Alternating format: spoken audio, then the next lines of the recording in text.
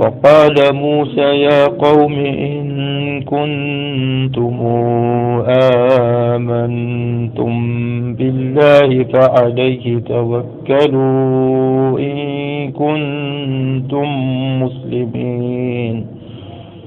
فقالوا على الله توكلنا ربنا لا تجعلنا فتنة للقوم الظالمين ونجنا برحمتك من القوم الكافرين. وأوحينا إلى موسى وأخيه أن تبوأ لقومكما بمصر بيوتا واجعلوا بيوتكم قبلة وأقيموا الصلاة وبشر المؤمنين.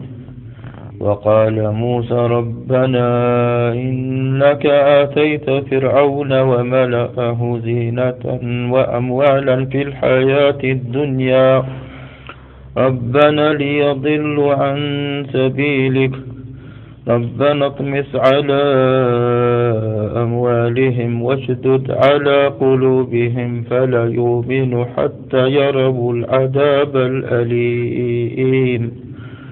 قال قد أجيبت دعوتكما فاستقيما ولا تتبعان سبيل الذين لا يعلمون.